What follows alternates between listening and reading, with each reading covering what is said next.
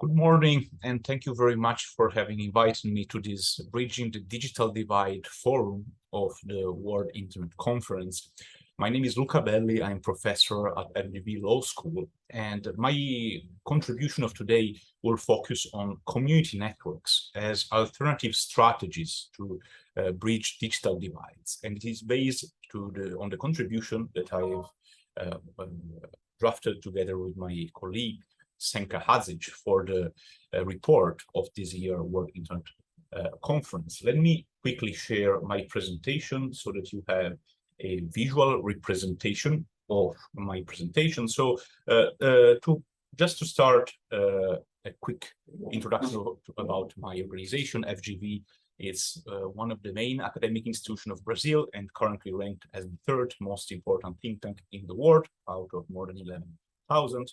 At FGV Law School, I coordinate the Center for Technology and Society, and I direct the CyberBRICS project, which is the only project aimed at analyzing digital policies of the BRICS groupings of Brazil, Russia, India, China, and South Africa. And with some colleagues of the Center for Technology and Society, the CyberBRICS project, and other institutions around the world, over the past years, we have developed a series of reports and books dedicated to community networks and community connectivity. And so why these networks are particularly interesting strategies to bridge digital divides? Well, first of all, let's understand what are community networks. They are crowdsourced networks. They are distributed networks. So they differ from traditional mainstream network because they are built, they are utilized, and they are managed in a bottom-up fashion by the local community, usually disconnected, unconnected communities that creates this infrastructure and managed is as a common good.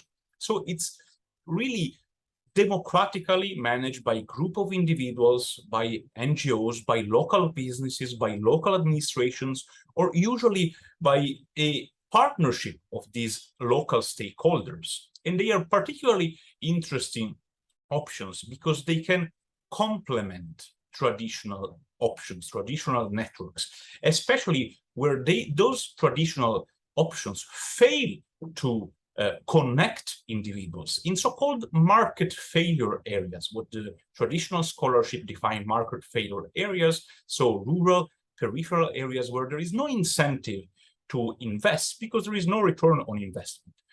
So let me show some of the most renowned examples of these community networks, some of them in Brazil, in South Africa, in India, and in a lot of other countries. And what I think is particularly important of this alternative strategy is that it triggers what I call a virtuous circle of knowledge and innovation.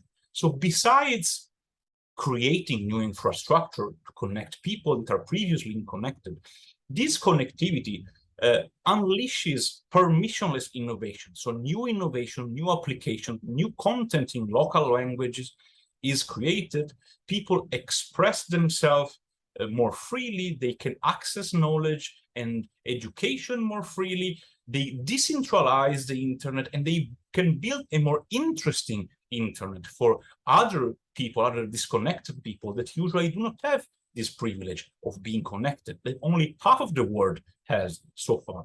So these are some of the main examples of the services and applications that currently are developed by this initiative: maps, instant messaging application, local e-commerce platforms for local traders.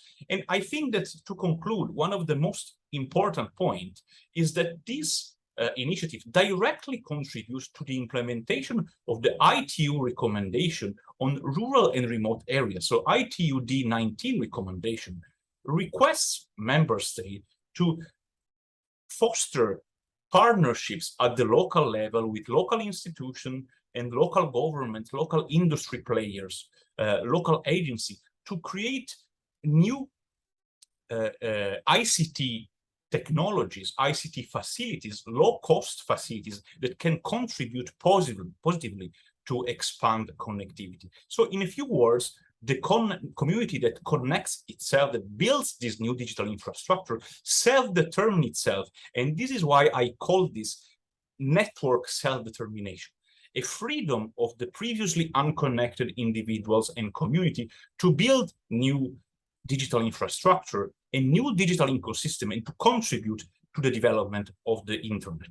If you want to know more, you can check these articles, these chapters in these books, this article as well in IETF journal. And if you have any other questions, feel free to contact me or to check these books that are freely available at compconnectivity.org. Thank you very much and have an excellent World Internet Conference.